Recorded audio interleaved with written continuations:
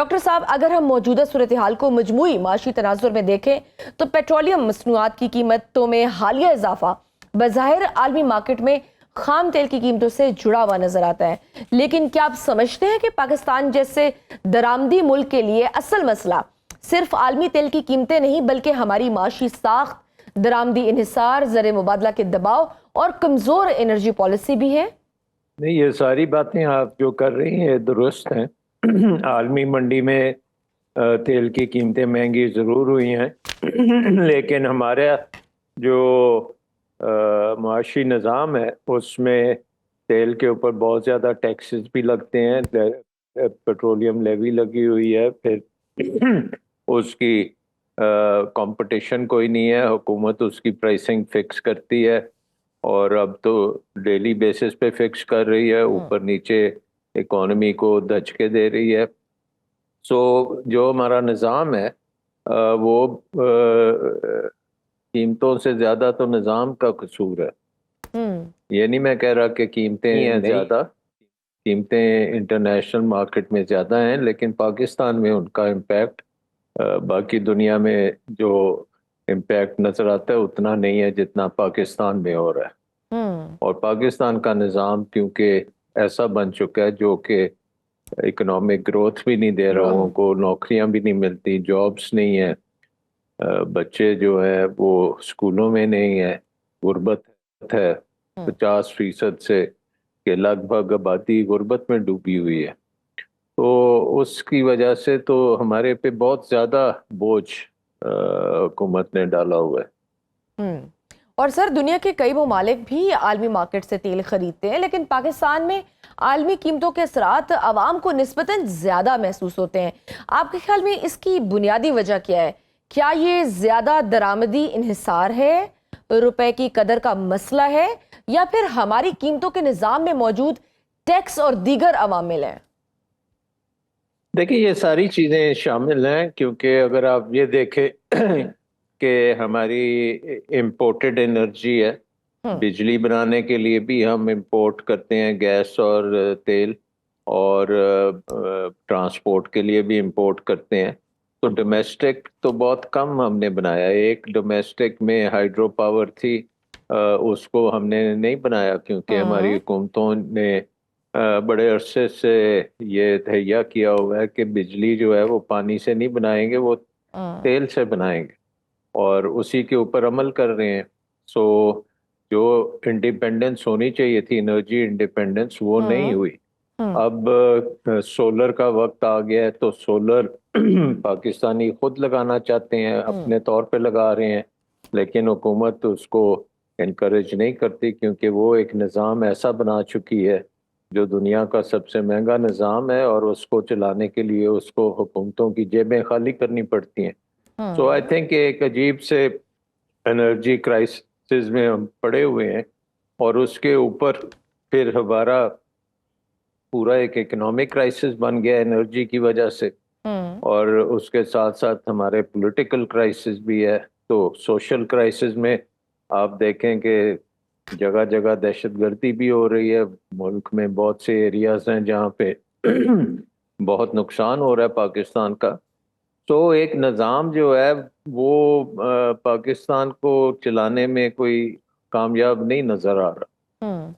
تو سر، یہ جو حکومت نے پیٹرولیم مصنوعات کی قیمتوں کے تعین کے لیے روزانہ کی بنیاد پر نیا نظام متعارف کرایا ہے، جس کا مقصد عالمی مارکیٹ کے مطابق فوری ایڈجسٹمنٹ بتایا جا رہا ہے، لیکن کچھ ایکسپرٹس کا یہ بھی خیال ہے کہ معاشی طور پر یہ نظام زیادہ شفافیت اور کارکردگی لائے گا، بس اس کو پراپرلی ریگولیٹ کرنے کی ضرورت ہے۔ یا آپ کو لگتا ہے کہ نہیں، ایسا نہیں ہے، اس سے کاروباری طبقے اور صارفین کے لیے قیمتوں کی غیر یقینی صورتحال مزید بڑھ سکتی ہے؟ دیکھیں، پاکستان میں جو سٹیٹ ہے اس کی کوئی کیپیسٹی نہیں ہے کہ اتنی بڑی مارکیٹ کو وہ چلائے، انرجی مارکیٹ، امپورٹ بھی کروائے، پھر قیمتیں سیٹ کرے، پھر روزانہ کے بیسس پہ قیمتیں سیٹ کرے۔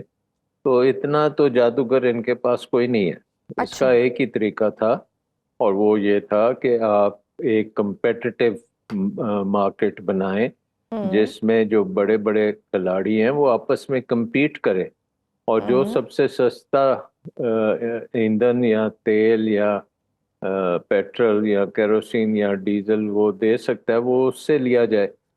یہاں تو حکومت بیٹھ کے کر رہی ہے نا, وہ بانٹ دیتی ہے کہ فلانے کو اتنا اور فلانے کو اتنا, اور اس کے مطابق کام چلتا ہے. سو مارکیٹ کیونکہ بیس نہیں ہے, بیوروکریسی اس کو چلاتی ہے, بیوروکریٹ کے پاس کوئی ایسا جادو نہیں ہے کہ اس کو وہ چلا سکیں. سو آئی تھنک اس کا نتیجہ یہی ہوگا کہ ایک تو گالیاں بھی خاصی پڑیں گی اور کام بھی نہیں ہوگا. اور سر یہ عوام کا بھی تو ایک بنیادی سوال ہے, وہ یہی ہے کہ جب عالمی مارکیٹ میں تیل کی قیمت بڑھتی ہے تو پاکستان میں قیمت تو فوراً بڑھا دیتے ہیں, لیکن جب عالمی سطح پر یہ کمی آتی ہے تو اس کا فائدہ اتنی تیزی سے صارف تک کیوں نہیں پہنچتا؟ اس کی وجہ یہ ہے کہ آپ نے صرف صارف تو اخیر میں بیٹھا نا, اس کا تو کسی نے فائدہ نقصان نہیں دیکھنا.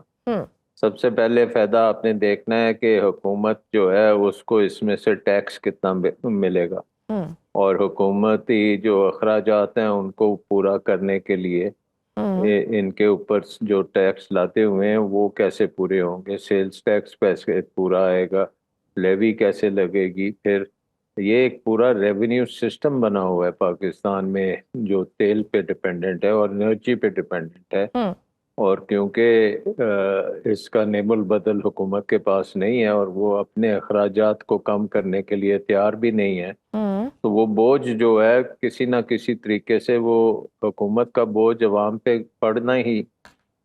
سو آئی تھنک کہ یہ ایک کنوینئنٹ طریقہ ہے کہ روزانہ کی بیسس پہ حکومت ڈیسائیڈ کرتی ہے کہ کتنا ٹیکس لینا ہے, تو اس کے مطابق وہ پرائسنگ سیٹ کر دیتی ہے.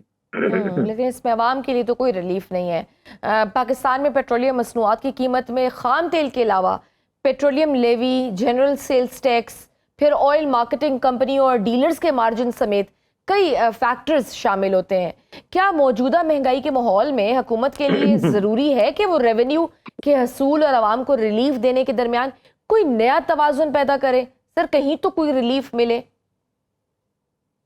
نہیں, وہ نہیں مل سکتی, وہ ناممکن ہے, کیونکہ دیکھیں جس ملک میں 50 منسٹر ہیں, 50 منسٹریز ہیں, آگے سے 100 150 ڈپارٹمنٹس ہیں سرکاری افسران کے, جن کی تنخواہیں بھی آپ نے دینی ہے, جن کی گاڑیاں بھی آپ نے دینی ہے, جن کے گھر بھی آپ نے دینے ہیں, تو وہ پیسہ اتنا ڈیمانڈ اتنی زیادہ ہے اس پیسے کے لیے کہ وہ ٹیکس لگنا ہے. اب ٹیکس اگر ایف بی آر نہیں کلیکٹ کر سکتی تو پھر یہ پیٹرول پمپ سے جا کے ٹیکس کلیکٹ کریں. تو یہ سارا نظام جو ہے یہ پاکستان کے لیے بہت بڑا بوجھ بن چکا ہے. یہ جب تک یہ بوجھ کم نہیں ہوگا تو اکانومی آپ کی آگے چل نہیں سکتی.